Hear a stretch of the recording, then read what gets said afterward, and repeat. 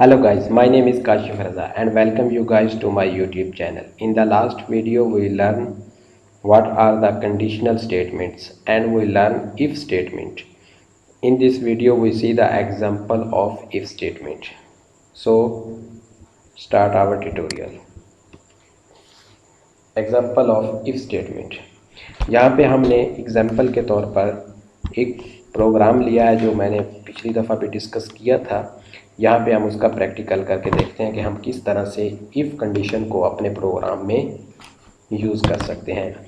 तो यहाँ पे इंट मार्क्स, मैंने मार्क्स लिए हैं, यूज़र यहाँ से मार्क्स इंटर करेगा। Please inter your marks. User यहाँ से मार्क्स इंटर करेगा, उस मार्क्स को हमने अपने वेरिएबल मार्क्स में ले लिया है। ठीक है, यहाँ पे अब हमने कंडीशन लगाई है if marks greater than or equal to 40, कि अगर मार्क्स 40 से अबव हैं या 40 के इक्वल है, यानी कि 40 वाला भी पास है और 40 से ज़्यादा वाला भी पास है। अगर जिसके 40 से अबव हैं वो भी पास है या जिसके 40 के इक्वल होंगे तो वो स्टूडेंट कांग्रेचुलेशन यू आर पास, तो वो स्टूडेंट पास हो जाएगा। अगर ये कंडीशन फॉल्स हो जाती है तो हमारा कंट्रोल रिटर्न की तरफ आ जाएगा और यहाँ से हमारा कंट्रोल रिटर्न कर जाएगा, तो ये वाली स्टेटमेंट एग्जीक्यूट नहीं होगी। तो ये हमारी इफ़ स्टेटमेंट है जिसकी हम एग्जांपल देखते हैं। तो मैं ओपन करता हूँ अपने C++ कंपाइलर को। यहाँ पे एक न्यू ब्लैंक फाइल ले लेते हैं। यहाँ पे हम इसका प्रोग्राम लिखते हैं #include io strem stream using namespace std int main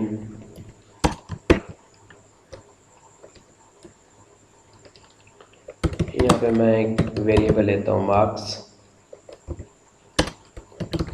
cout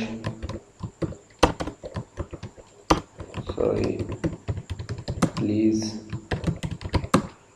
enter the marks of student equal to or cin marks if marks greater than or equal to 40। अगर marks greater than or equal to 40 हैं तो यहाँ पे result generate हो cout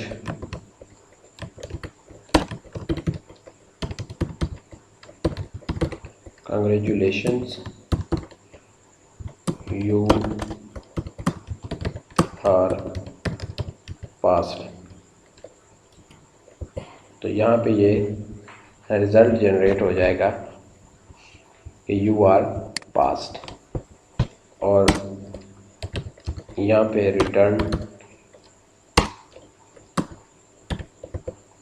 0। तो यहाँ पे हम रिटर्न कर देंगे 0। अब यहाँ से हमने यूज़र से मार्क्स लिया, यहाँ पे मार्क्स यूज़र से हम इस वेरिएबल में स्टोर कर लेंगे। यहाँ पे हमने कंडीशन लगाई है if marks greater than or equal to 40 के, अगर मार्क्स ग्रेटर देन हो गए या इक्वल टू होंगे 40 के तो ये स्टेटमेंट हमारी एग्जीक्यूट होगी। अगर 40 से अबव मार्क्स ना हुए या 40 के इक्वल ना हुए तो हमारा कंट्रोल यहीं से मूव कर जाएगा हमारे रिटर्न स्टेटमेंट की तरफ। और यहाँ पे मैं लास्ट में एंडल का इस्तेमाल कर देता हूँ। तो अब मैं इस प्रोग्राम को रन करता हूँ।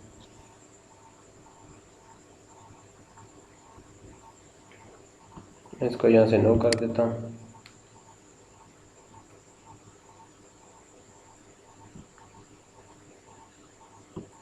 जहाँ पे ये एक छोटा सा एरर आ गया, यहाँ पे मैंने मेन का जो फंक्शन है उसके स्पेलिंग्स यहाँ पे ठीक नहीं लिखे, तो यहाँ पे मेन। अब मैं इसको दोबारा रन करता हूँ। ये देखें मेरा प्रोग्राम रन हो गया है। तो यहाँ पे अब मैं मार्क्स इंटर करता हूँ 40, कांग्रेचुलेशन यू आर पास्ड। ठीक है, अगर मैं मार्क्स यहाँ पे इंटर करता हूँ 33 तो कुछ भी प्रिंट नहीं होता। यानी यहाँ पे अब ये कंडीशन अगर फॉल्स होगी तो इसके अगेंस्ट कुछ भी प्रिंट नहीं होगा। तो इसके अगेंस्ट क्या है, रिटर्न स्टेटमेंट है, तो उस रिटर्न स्टेटमेंट की तरफ हम आ जाएंगे। अगर मैं रिटर्न स्टेटमेंट से ऊपर एक स्टेटमेंट लिख देता हूँ, सी आउट इफ कंडीशन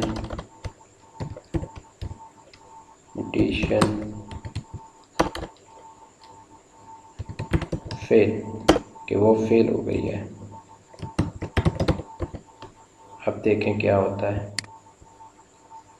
अब 2 दफ़ा ये अब 2 रिज़ल्ट जनरेट होंगे, 2 दफ़ा हमारे यहाँ पे कुछ लिखा हुआ आपको नज़र आएगा। अब 40 इंटर करता हूँ मैं, सॉरी इसके अलावा 60 इंटर कर देता हूँ मैं। तो यहाँ पे देखें कांग्रेचुलेशन यू आर पास्ड, और उसके बाद इफ़ कंडीशन में क्या है, इफ़ कंडीशन फेल। तो अगर ये यहाँ से जब हमारी ये कंडीशन ट्रू होगी तो ये स्टेटमेंट एग्जीक्यूट हो जाएगी। एग्जीक्यूट होने के बाद नीचे जो स्टेटमेंट होगी वो भी एग्जीक्यूट हो जाएगी। अगर ये कंडीशन फॉल्स हो जाती है तो ये स्टेटमेंट एग्जीक्यूट नहीं होगी और ये स्टेटमेंट फिर भी एग्जीक्यूट होगी। तो अब मैं यहाँ पे लिखता हूँ, मैं मार्क्स देता हूँ 30। तो ये देखें इफ़ कंडीशन फेल, कि जो हमारी इफ़ कंडीशन है वो फॉल्स होगी, क्योंकि 30 जो है वो ना तो 40 से अबव है और ना 40 के इक्वल है। तो इस तरह से हम इफ़ स्टेटमेंट को अपने C++ प्रोग्राम में इस्तेमाल करते हैं। तो अगर आप लोगों को मेरी ये वीडियो अच्छी लगी हो तो इसको लाइक करें, कमेंट करें और शेयर करें। मिलते हैं एक नई वीडियो के साथ। Okay, good bye.